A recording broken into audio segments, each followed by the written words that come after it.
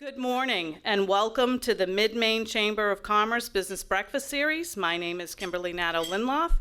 I'm President and CEO of the Mid-Maine Chamber, and it's my pleasure to welcome you here today. Before we begin our program, I want to take a moment to thank our 2021 Business Breakfast Series sponsors. They include AT&T, Cross Insurance, New Dimensions Federal Credit Union, Nicholson, Michoud and Nadeau, CPAs, O'Donnell, Lee, McCowan and Phillips, attorneys at law, Sheridan Construction. Our print media sponsor is the Morning Sentinel. Our radio sponsor is 107.9 The Mix. And our video sponsor is Kennebec Savings Bank. Thank you. I also want to thank our additional sponsor for the month of September, Central Maine Motors Auto Group. Today we had business spotlighters out back, and they included Front and Main at the Lockwood Hotel, KFS Mortgage Company, Raymond James Financial, and the United Way of Mid-Maine. I would remind you at this time to please turn off your cell phones in consideration of our guests and audience. And please don't forget to complete the evaluation form that's on your table. You can either leave it face down or drop it off at the registration table as you exit. I also want to welcome our newest chamber members for the month of August. Action Computer Services, Chung Lee Express, Music Works, Drip City Arcade Bar, Better Business Bureau, American Academic Adventures LLC, Emmy's Caring and Sharing Childcare, and Victor Grange number 49 in Fairfield Center. At the end of this, we will be drawing for some door prizes. We have a $25 Meridian's gift certificate donated by the United Way of Mid-Maine, a $25 Aubuchon Hardware gift certificate also donated by the United Way of Mid-Maine, a $50 OPA gift certificate donated by Raymond James Financial. We have a $50 Mid-Maine Chamber gift certificate donated by KFS Mortgage Company, Dinner for Two, a gift certificate valued at $200, donated by Front and Main at the Lockwood Hotel. Bath Bomb and Body Bar, donated by Valley Spring Essentials. And a $10 Aroma Joe's gift certificate, donated by Aroma Joe's. Before we begin with our speakers, I want to talk to you about a few upcoming events we have. I would invite you to join the Central Maine Growth Council for Central Maine Tech Night that's held virtually from noon to 1 today. Grab your lunch and listen to presenter Tom Lean of Defendify discussing streamlining cybersecurity across people, processes, and technology. Defendify is cultivating a cyber-smart culture utilizing technology that goes beyond traditional antivirus and firewalls to provide customers with a comprehensive cybersecurity platform to protect data and privacy. To get the Zoom link and register, go to centralmaine.org. Central Maine Tech Night sponsored by Bricks Co-working, CGI, and Thomas College's Harold Alphon Institute for Business Innovation, as well as Valley Beverage. Next Wednesday, we're having a business after hours at Ware Butler Building Supply at 14 North Street in Waterville from 5:30 to 7. Please come, we'll have great door prizes, and it's a wonderful opportunity to network. Our sponsors are Kennebec Savings, Standard Waterproofing, and Valley Beverage. Our next leadership luncheon is held on Thursday, September 29th at 11:30 at Amici's.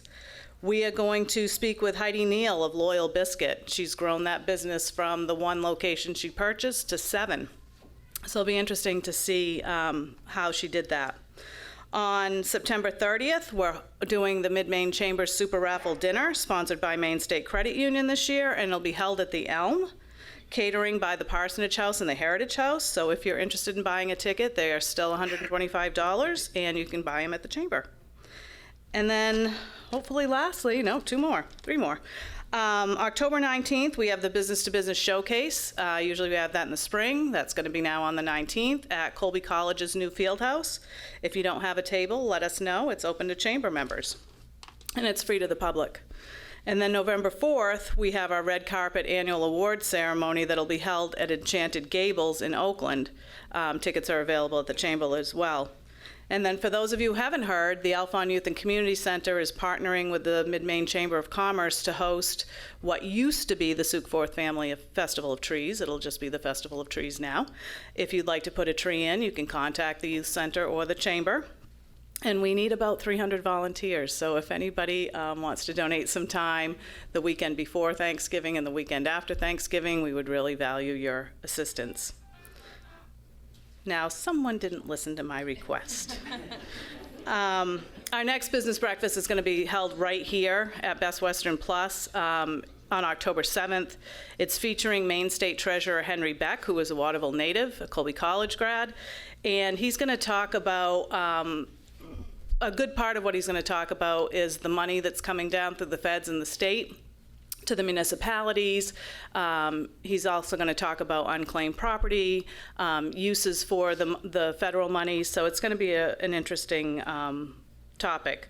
Our speakers today are part of a small business panel, the Pivots to Success During COVID-19 and Beyond. Business owners Chris Gauntz from Central Maine Motors Auto Group, Robin Getchell from the Robin's Nest, and Mike Fortin from Fortin's Home Furnishing are going to speak to their challenges and successes and offer helpful tips to continue to flourish during and after the pandemic. So Michelle's going to come up here and introduce them, and after that, they're each going to do a brief summary, and then we'll open the floor up for question and answers. We'll be handing around a microphone for that, so please don't speak because the TV won't be able to pick it up. So without any further ado, I want to introduce Michelle Jolalabi, Thomas College Chief HR Officer and Chamber Board member, to introduce our panelists. Michelle?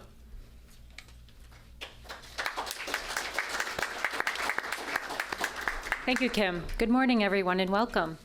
I will first start by introducing Mike Fortin.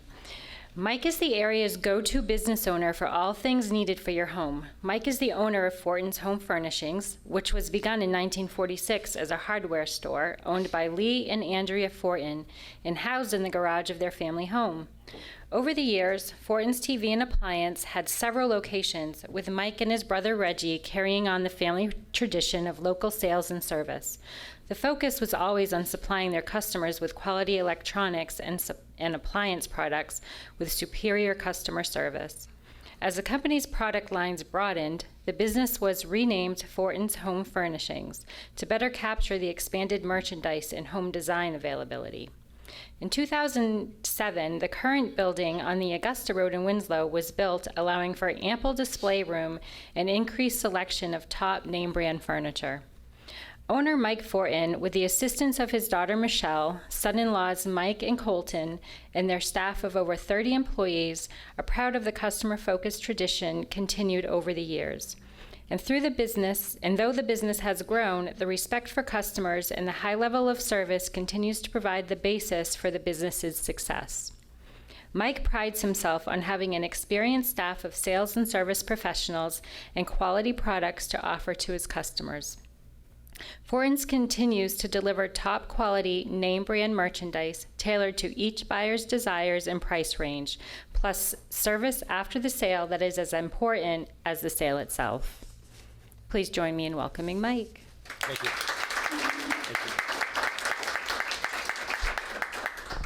Next up, we have Robin Getchell.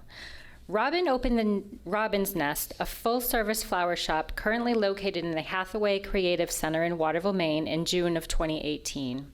With nearly 30 years of experience in the local floral industry, Robin decided it was time to live her lifelong dream of owning her own flower shop.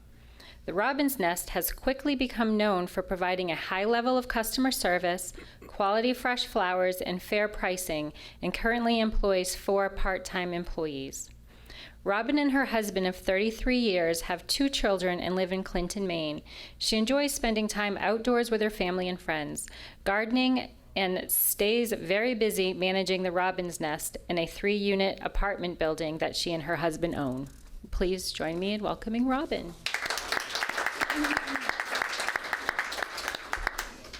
And lastly, Chris Gauntz. Chris is the 3rd-generation owner-operator of Central Maine Motors Auto Group. Located on Kennedy Memorial Drive and the Airport Road in Waterville, Central Maine Motors Auto Group employs 175 full-time and 25 part-time people. Before returning to Waterville in 1997, Chris worked as a district sales and service manager in Wisconsin, Minneapolis, and Portland, Oregon. In 1996, he and his wife, Linan, moved to Kansas City, Kansas, where he worked for the Hendrick Automotive Group. A 1992 graduate of Northwood University in Midland, Michigan, Chris and Linan have enjoyed raising their sons, CJ and Dan, in the Central Maine region and being part of the community. Please join me in welcoming Chris.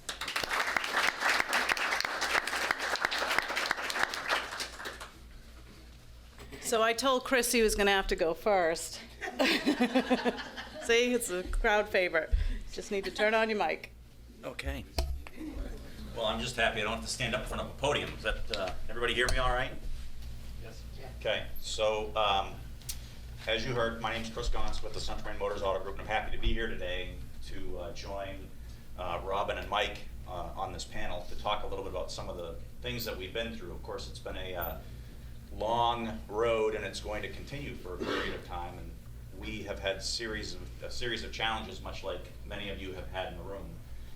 And the thing that has rung most true for us at the dealerships is pivots and pivot points, which is nothing new to the folks here. So my remarks are unprepared, just because it's easier to talk from the heart with all the things that we've been through and some of the things that we're going to look forward to as we approach the coming years. So when the pandemic first hit, we had just returned from a trip away, and so really landed, hit the ground, knew I had to go to work, but bang, we had a pandemic to deal with. And to the credit of Nikki Desjardins, who's here today, Sean Simpson, who's our CFO, my wife, and everyone at the stores, we've managed to persevere and push through, never stopping, never giving up, never looking back, but just meeting each challenge as it comes with quick, decisive action that was very calculated in its formation as we would seek to implement different things.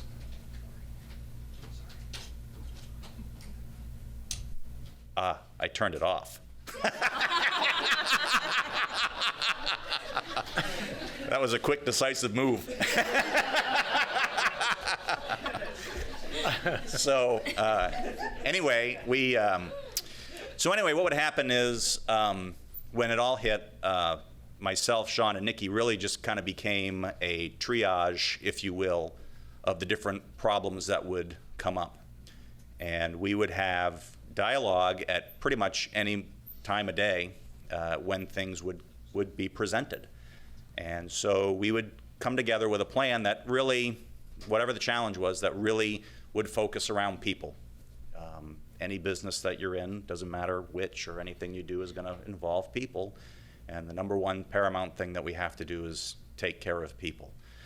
And that doesn't necessarily mean that we're going to tell them what to do or make them do things they don't want to. It means to us we're going to provide education, support, and consistent leadership to be able to get through the different things that we face. So I think the first thing that happened is within a couple of days of the things breaking loose, we went to an additional 14 days paid sick time. The reason for that is, we were probably 2 months ahead of the government at that point. We wanted to make sure that our folks didn't have a reason to not come to work. And we want to make sure they had a reason to come to work. One of the things that we would hear from our team is that, they needed the income, they wanted the income, they didn't want to be out.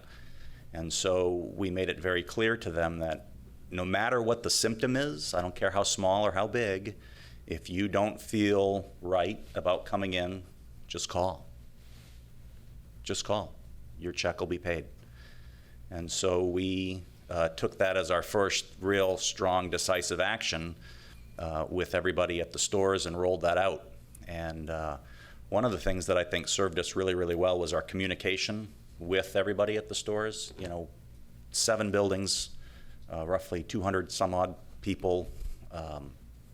It's kind of hard to make sure the message gets out there and gets consistent. So Nikki became the pivot point for collecting or taking in information, and then Sean, and I would put together the different memos that needed to come out. So, you know, we did stuff in different ways. We had a couple of videos that we would put out on our employee Facebook page. So we have a closed employee Facebook page group.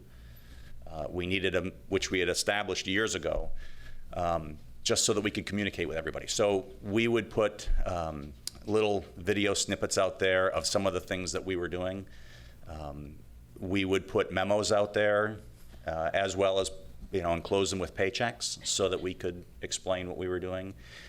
And in all of the memos or all the stuff that went out, there was always contact information for people to reach out. And some would and some wouldn't. And I'd have to say the service that Nikki provided to people when they would have an issue became paramount to their security. So we would get questions from people about their spouses and what would happen, you know, how should they approach it with their spouse or their loved one, because the supports hadn't necessarily been created at other places at this point in time. So a lot of time was spent around that because, you know, someone's son or daughter would come home after working a shift at Burger King or McDonald's or what have you, and they'd had an outbreak. What should I expect from my employer? And so, you know, we would counsel them a little bit and put their mind at ease and give them that security and that information to continue to move forward. And so during this process, what became important with dealing with people and communication was being out there in front of everybody. So Sean would stay in his office, and that was by design because we didn't want him out and exposed. Nikki would be in her office for the most part, but would be out there when needed. And I hit the pavement. And so I walked every building every day, starting in April, and just kept going. And just to see the look on everybody's faces to make sure that they felt good, right? I mean, that's what we do. So you'd walk through the buildings and you'd see them and you'd talk to them and you'd do what you needed to do, and you'd give them that confidence that we're here, we can get through this. We're entrepreneurs, we'll make the adjustments that we need to make to continue to keep going. 5 minutes, wow. We're not even out of May yet.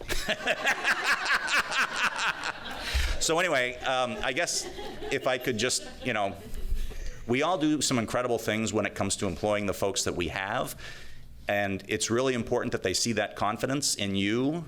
And I'd have to say that was probably the most important thing, was for Sean, Nikki, and I to see to project that confidence to the folks that we're working with. Because if they saw us being good with what's happening and that we could come up with solutions, they were going to help us. And if we ever got a little bit, if we ever questioned what it is we were doing, it was amazing to me to see the strength in their eyes when I needed it back. So that synergy between employer and teammate, or however you want to say it, is just so incredible. So don't ever underestimate the folks that you have on your teams. Don't ever underestimate what they can do, because as things would come out, we had to remind ourselves what we can do. And we can do anything.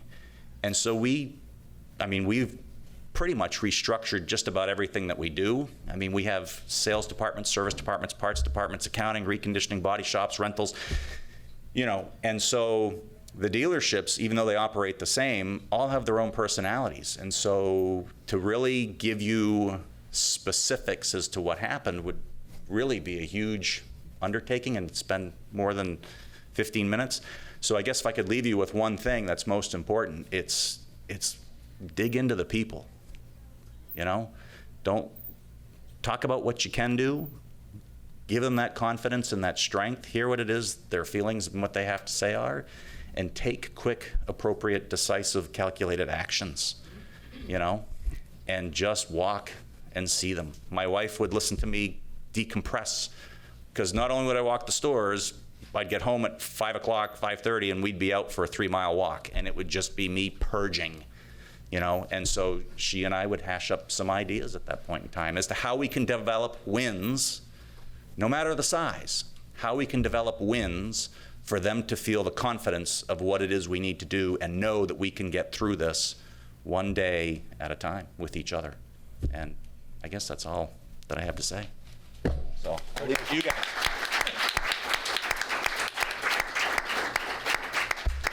And I turned my mic off. You're on. I'm on. Thank you, Chris. Yes, Robin? Oh, good morning. I did prepare a couple of pages, but I work best under pressure, so I did it last night at 10 o'clock.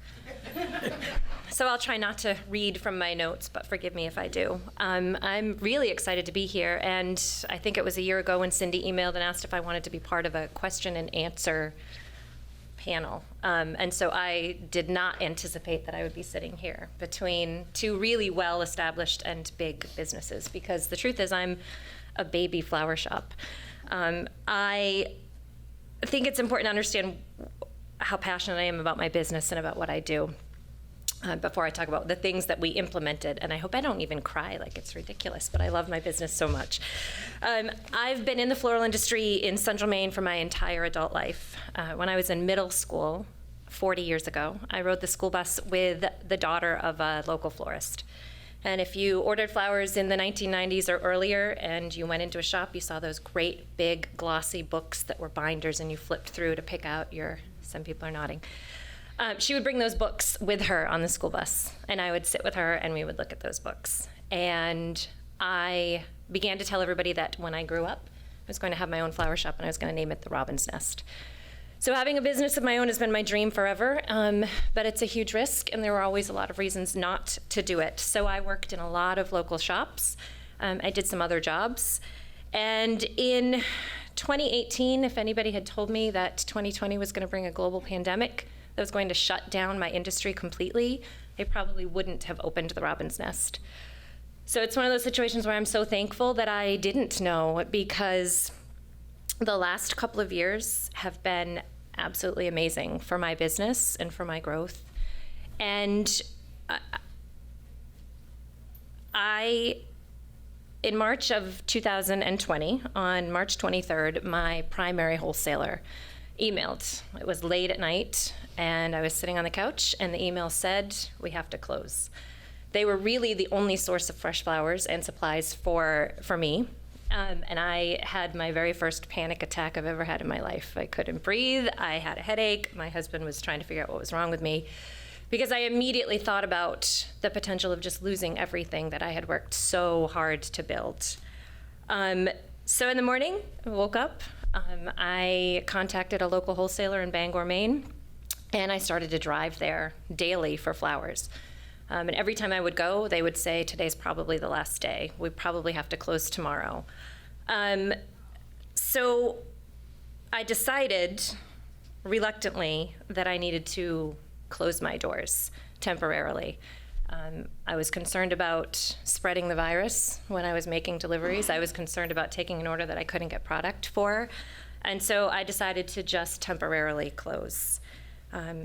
Some of the things that happened in that time frame, and it's a blur, like the whole last 18 months are just nothing but a big blur, but particularly March, April, May of 2020, I had to go through my Facebook feed to try to remember what day did I close and what day did I reopen and what day did this happen, because I just can't remember all of those details.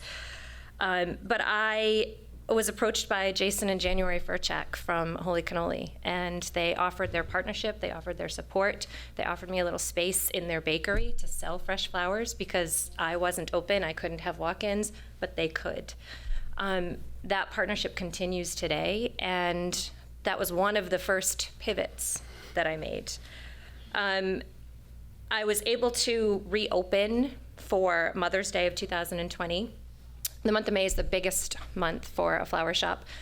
There's Mother's Day, there's dance recitals, there's proms, there's the beginning of the wedding season, and none of those things existed except for Mother's Day. My staff had all gone home to be with their family. They were home safe and sound, and I worked the biggest holiday almost completely by myself and almost completely around the clock. I would work all day. I would go home at 5 o'clock, take a 2-hour nap, come back and work for 5 more hours, go home and take a 2-hour nap, come back. My husband and son helped me to deliver, but during that time frame, I would leave the doors locked, and if I had to run a delivery, I would run the delivery. I would come back, I would answer the phone. I had to shut off my internet orders because I was getting too many. So I just worked really, really, really hard. I also have a very small space. If any of you have been to the Robin's Nest, you know it's 363 square feet. It's super tiny. There's very little natural light. And one of the things that happened during COVID is people started to work from home and they wanted to bring houseplants into their homes. I didn't have room for them, and if they sat in the shop for more than a few days, they just started to slowly die because of the lack of light. So another change that we implemented was approaching the antique store in the Hathaway building. I rented a small space in one of their corners in a beautiful window, and I can barely keep it full of plants and decorative pots and macrame hangers. So being creative with the space I had, with the tools I had, with the resources I had, and just, you know, to piggyback on Chris, just never giving up. If a problem presented itself, how was I gonna move around it? My staff slowly started to come back, and the floral industry as a whole has experienced amazing growth. If you're a studio florist, if you're an event florist, you probably didn't do as well as a full-service florist. A full-service florist, local deliveries. People were really speaking through flowers. They couldn't visit in the nursing home, they couldn't go to the hospital, but they could send flowers. And so in the craziest way, COVID probably helped my business. And I look forward to next year. The floral industry expects that we're going to have the busiest wedding season that we've had since the 1980s, with 2.5 million weddings predicted for the United States. But we have a lot of challenges. 80% of the flowers that are sold in the United States are imported from South America, from outside of the country, with 60% from South America. Flowers get bumped off flights because they're not a priority. Food is a priority. So there's a lot of flexibility that goes into it, and there's a lot of communication with customers that's really important, because your bride who wants white roses is not going to get white roses. So you have to really be able to build a relationship. You have to sell them what you know is going to be available and allow for that kind of flexibility. When I opened the Robin's Nest in 2018, I had a very clear vision of my brand. What was my brand going to be? How was I going to build my brand? How I'd communicate the brand, how I'd bring customers along with me. And one of the ways that I did that is through social media. My customers feel a part of my journey. They're excited when I'm successful, and I have shared that throughout the pandemic. I think that a lot of my success is due to the pivots that we were able to make, the extra space, the partnership from Holy Cannoli. But I think that the real success for me is the relationships that I've built with my customers, and they want to be a part of what's happening at the Robin's Nest. When I had to close initially, I have a customer who called me and said, "We have $150 and we just want you to bring whatever you have to our house because we want flowers." They didn't want flowers and they didn't need flowers. They wanted to support me, and they did that. And that's been the key to my success throughout, since I opened, but particularly throughout the pandemic.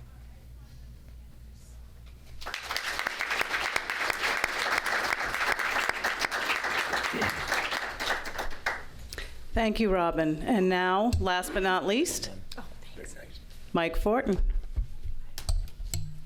Am I on? I guess I'm on. Good morning. I'm just going to start back in 2016, March 16th, 2020. I actually just came back from a trip and landed on March 13th, and March 16th, this all took place. During the month of March and April, business really came to a complete halt. We weren't seeing anybody. People were out stocking up on toilet paper, Clorox, face masks. Didn't want anything to do with appliances, furniture, so on. So at that time, I met with my daughter, my two son-in-laws, and our manager, John Hashey, and discussed how we were going to approach, and what path we were going to take at that point in time. We legitimately considered closing for a couple of weeks just to get things organized. But being in the appliance business, we were considered essential.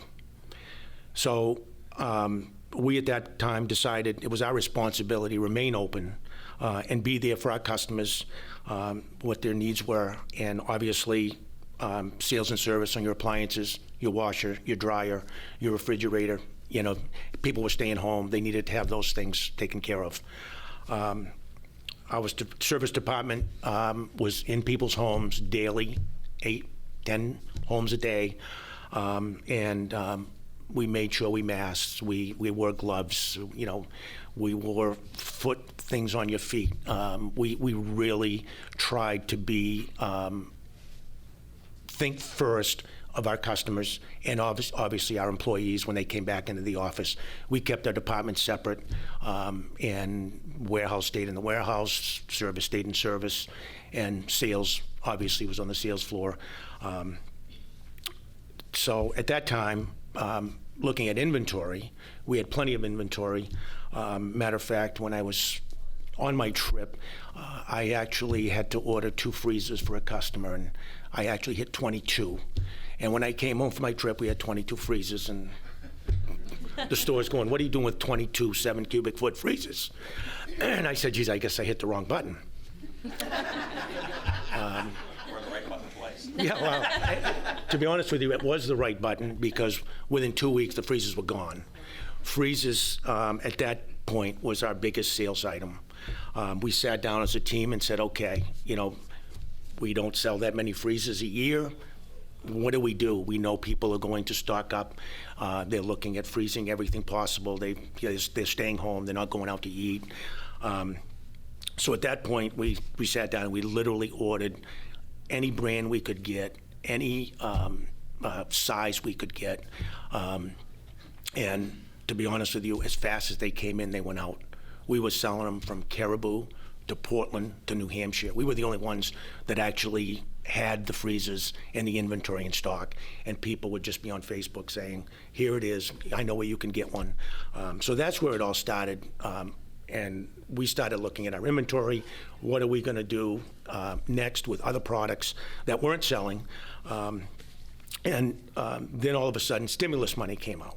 Unemployment money came out. The inventory was depleted in no time, and we had plenty of it. We have 3 warehouses that were loaded with inventory, and we were really out of inventory. Factories were closing due to COVID. Tornadoes were shutting down factories that were building the raw materials for our products. So at that time, we made a decision not to sell floor models. The toughest part is instant gratification when you're in sales. Somebody wants it, you're going to sell it. We elected as a group, a management team, not to go ahead and sell the product, and people would have to order. Some people accepted it, some people didn't.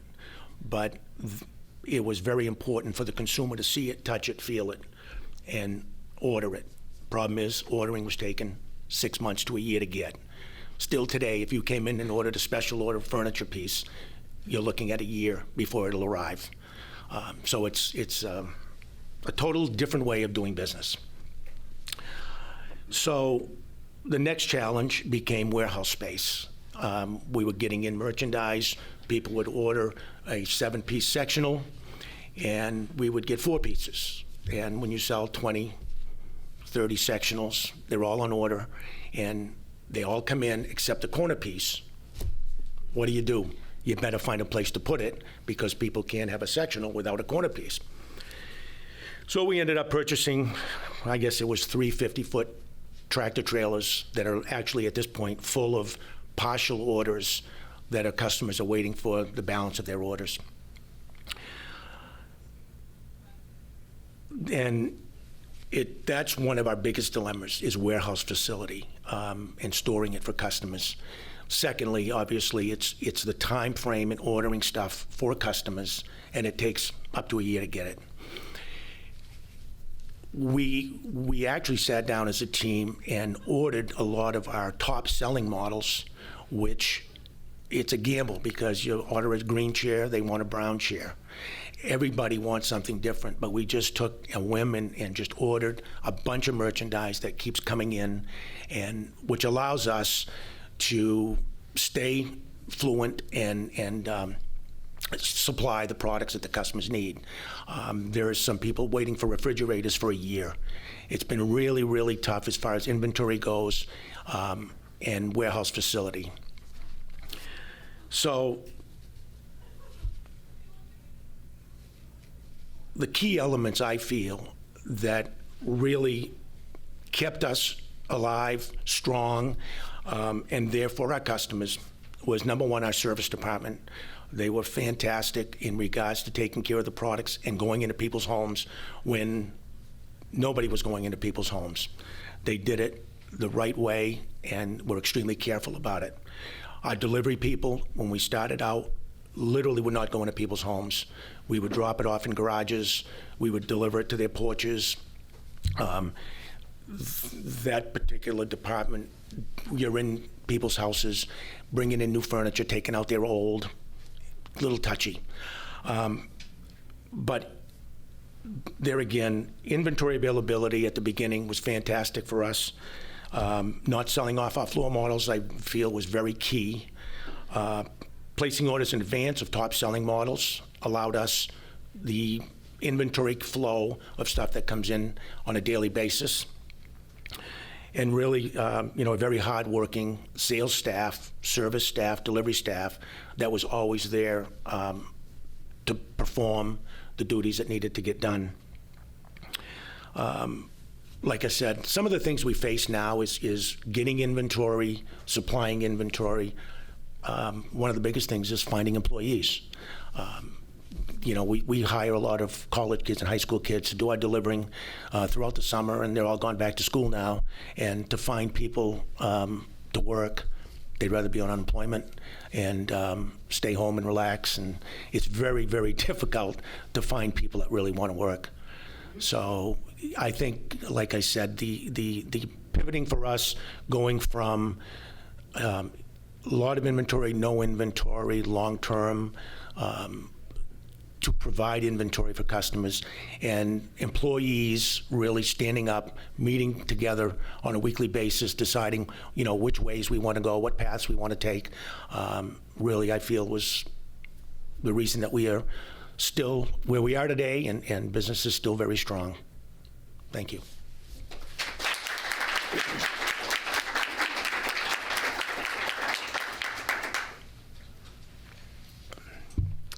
So now we're going to open it up to question and answers, and Michelle has the microphone, so if you'd like to ask a question of anyone or all of the panelists, please raise your hand. It's one behind you, Michelle.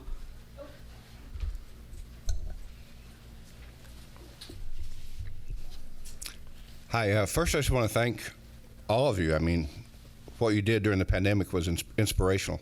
It was very difficult, but it seems to me that all of you placed a real emphasis on customer service and customer relations.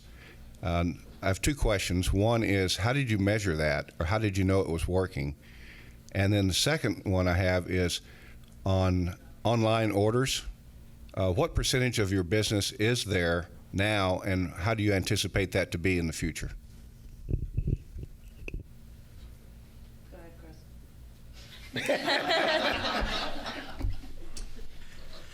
Yeah. Okay, so the first question, I guess, is probably the easiest with regards to online business. Prior to the pandemic, the average consumer would visit 6 dealerships before making a purchasing decision. That's down to 1.2. So what we're finding is a lot of research goes on online. A lot of playing around with this, playing around with that happens online. Customers are empowered and can do a lot of things through self-selection. And, we were probably, specifically, 12% of our business was online. And what I qualify as online is someone who actually, does the whole thing and then comes in and picks up the car that way.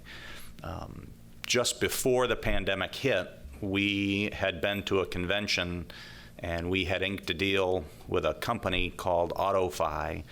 And AutoFi provides online application and approvals for consumers looking to purchase a vehicle.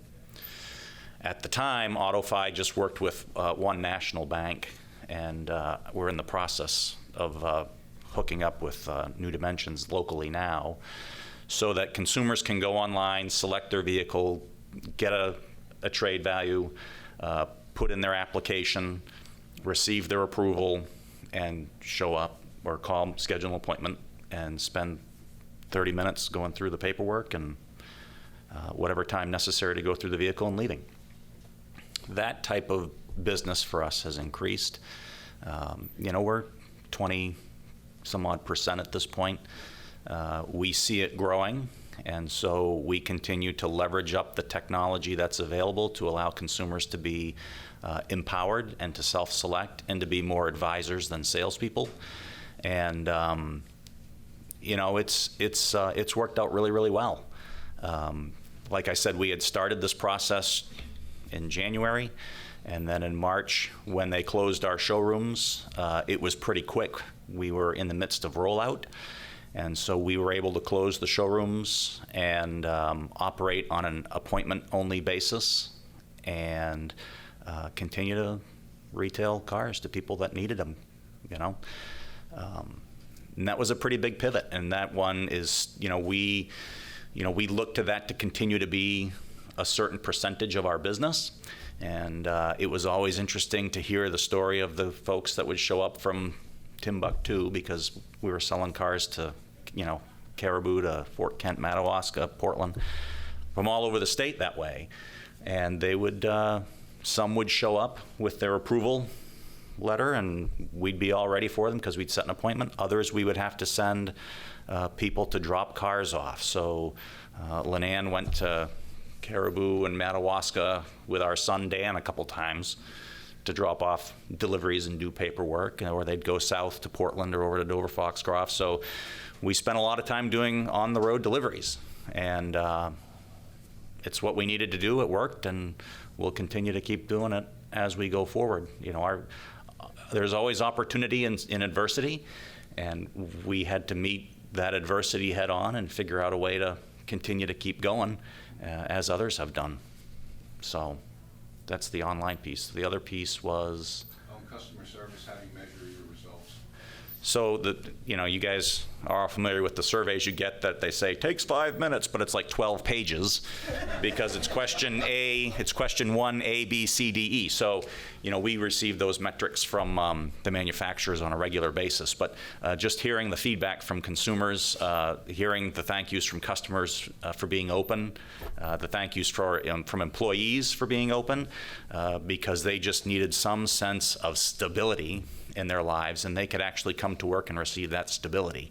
So it was nice to get those thank yous. That's really where it came from. Because I'm such a small business and I do almost everything. So I do almost everything. One of the things that I do very, very poorly is record keeping and tracking, and I have boxes of papers. So I can't give you statistics, but I can say that I think day to day, probably 50% of my orders are online orders. And that went to almost 100% when the doors were closed, no walk-ins. And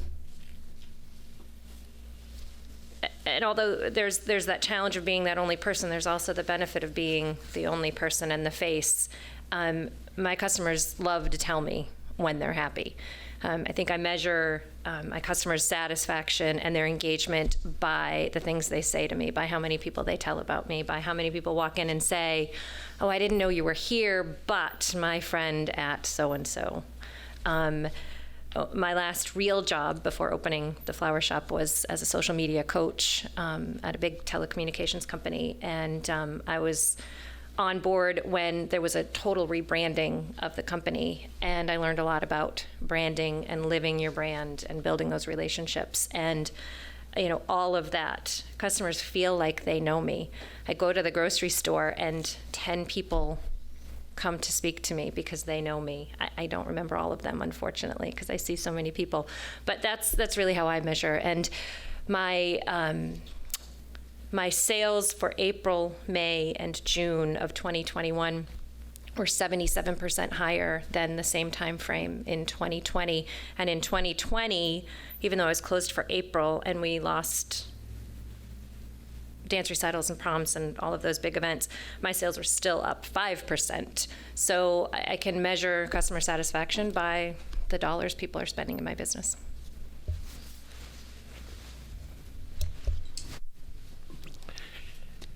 We are a little different. We are not so much on internet and people buying online. We hadn't been forever. And when this all hit, we decided to cut a deal with a company called Podium, which started us selling online, people asking questions online. And our business went from 0 online to somewhere around 13 and 14% at this point. People will actually send us the information and the models that they're looking for, and they would consider they don't want to come in the store. People want to stay away if they can, especially on the appliance end of it. It's really increased our business tremendously.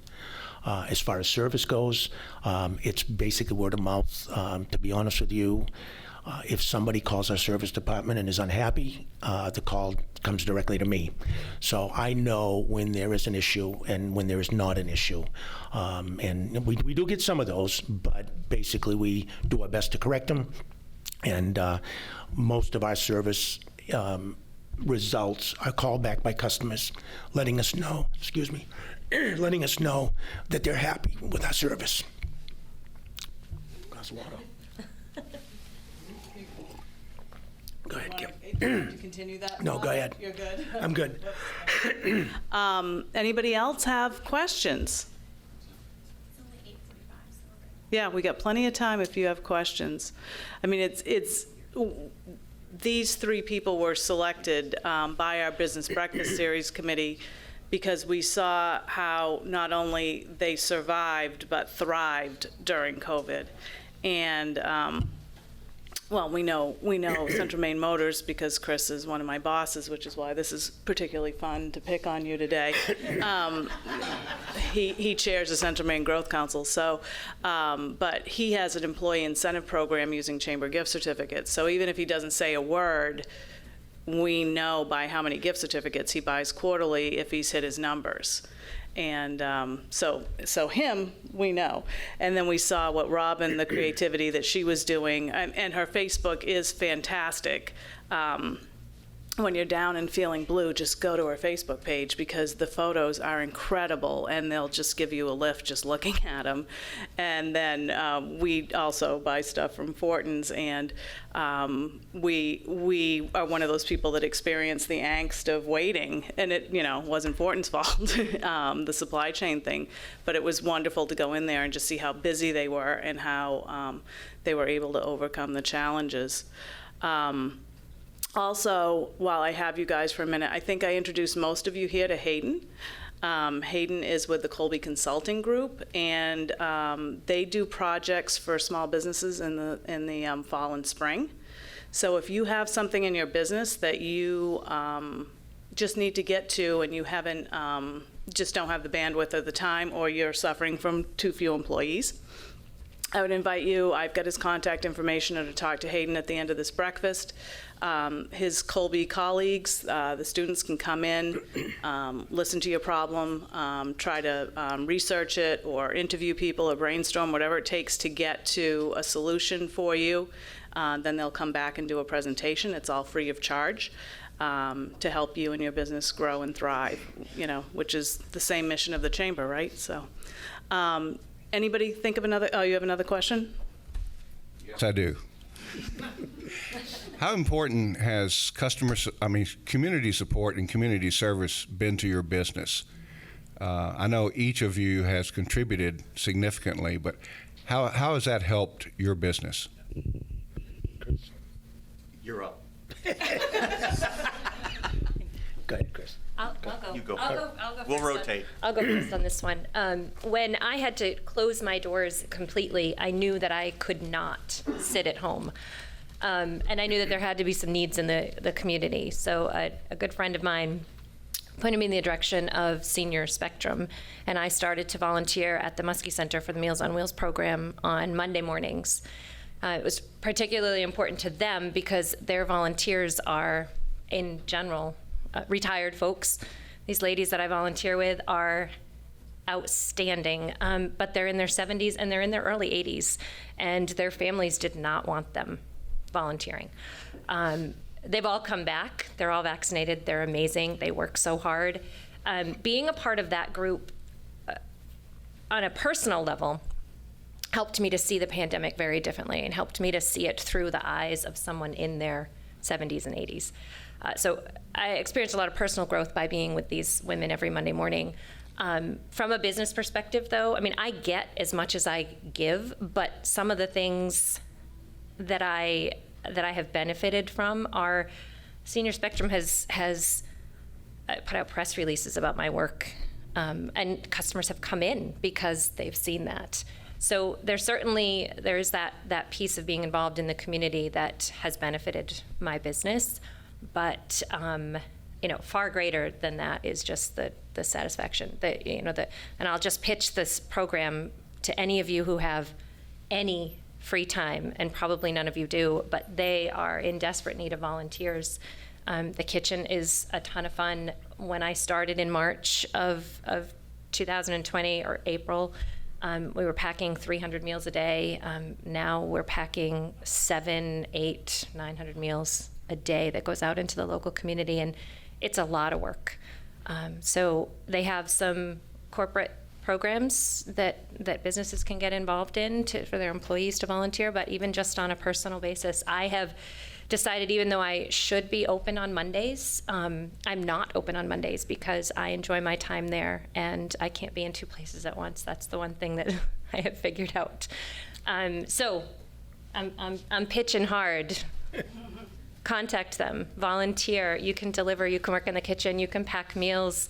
It's a really great place to be with a great perspective from a generation that I don't have a lot of contact with on the regular basis. So I guess two thoughts or two ways to look at this from my perspective, leveraging off what Robin talks about. Those relationships that you have outside to gain perspective are really important. So if you're not engaged or you're not involved, I would strongly encourage that you become engaged, you become involved, because that perspective is what can keep you going through some of these most challenging times. One of the reports that I would always go to would be the Northwood University COVID Optimism Index. And basically, it's where I went to college, and I stayed engaged out there, and I receive it as an email, and it just puts into perspective what the metrics look like for different things around the economy and around health and so on and so forth. So that kept me grounded with really kind of where we are and helped me contextualize just where we stood. And that helped to continue to get through some things. The other thing that really was a benefit, the program that Kim talks about was that if we hit our different metrics, we gave every employee $100 worth of chamber gift certificates. And so the goal and the vision was to empower the employees to be able to go out and spend it locally where they wanted to. And it would come back to us because we would see customers come into the dealerships and they were the benefactor of one of those chamber gift certificates. So empowering our 200 people to go out there with $100 on a quarterly basis is, it was a big investment, but it was what we did to support the community and the people that are here with us. And, being part of the community is extremely important, and the fabric that we create here is what will sustain us and will allow us to raise our kids here and allow us to have a great life here. So when there are things out there that are threatening what it is we can do as a community and what it is we can do to make our living, we have to get up and stand up and help guide that. Your trade associations are great for that. The chamber's good for that. The Growth Council's good for that. Get engaged with those things. I mean, the biggest thing that we face right now coming up into the future is the dam removals that they're talking about. I think the statistic is 8 jobs are created out of every 1 job at one of those benefactors of the dam. So Sappi, Huhtamaki, those companies go away at an 8-to-1 ratio. I mean, that's 1,000 jobs at Sappi times 8. That's a lot of employment.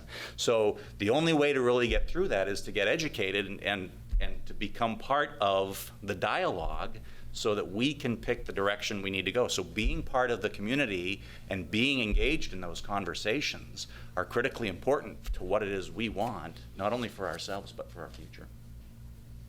I'm off the soapbox. I think being involved in the community is very, very important. There are many, many organizations that need the help, and we try to get involved with Spectrum, Hinckley, the food kitchens, the food banks, Maine Children's Home, thank you, Kim. We try to get involved and donate some of our time, obviously donations, to help these organizations survive. I think it's very, very important to be involved. I think that's probably helped us not just during the pandemic, excuse me, but just throughout the 75 years that we've been in business. Helping the community is extremely important, and I think everybody ought to try to do that. Thank you. One last pitch. You were talking about the Meals on Wheels program. A lot of you are harvesting your gardens right now. If you have extra produce, Meals on Wheels will take that, as will many of the food kitchens in the area. So think about that when you have excess produce. Again, I want to remind you to please fill out the evaluation forms that are on your table. Our Business Breakfast Series Committee uses that information to plan breakfast for the next year, and we're right in the throes of that right now.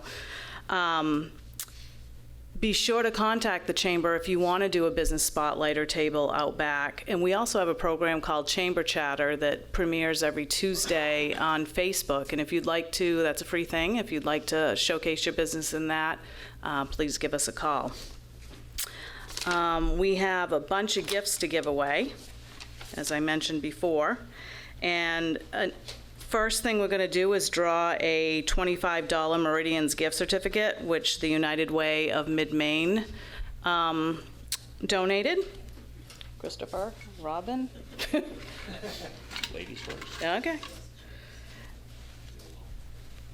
That is going to, oh no, he just left. Need another one? Andrew just snuck out. Grab another one.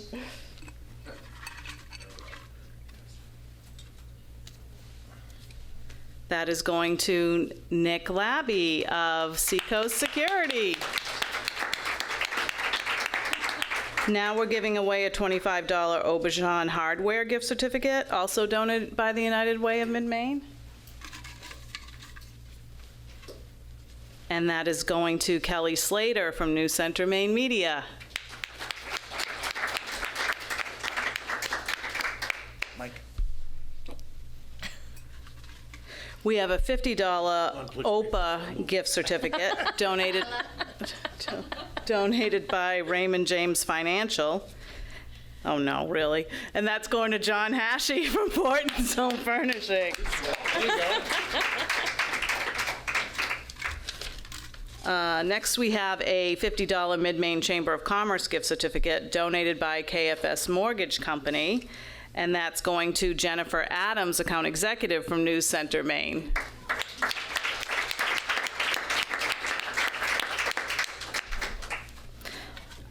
Dinner for two, valued at $200, donated by Front and Main at the Lockwood Hotel, is going to Don Plord from Coldwell Banker Plord Real Estate. And two more. We have a bath bomb and body bar, and if you've ever been to one of these breakfasts of the BAHs, you know how much I love these, donated by Valley Spring Essentials, and that's going to Ryan Poulin, CEO of New Dimensions Federal Credit Union.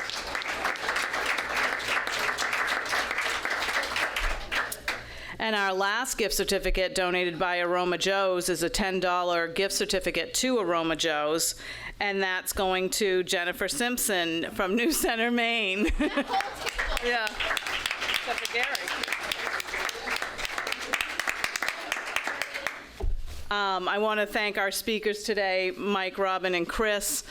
We have a little gift for you that I will give to you momentarily, but this concludes this morning's forum. Thank you all for coming. We hope to see you at our next business breakfast in October. Have a great day.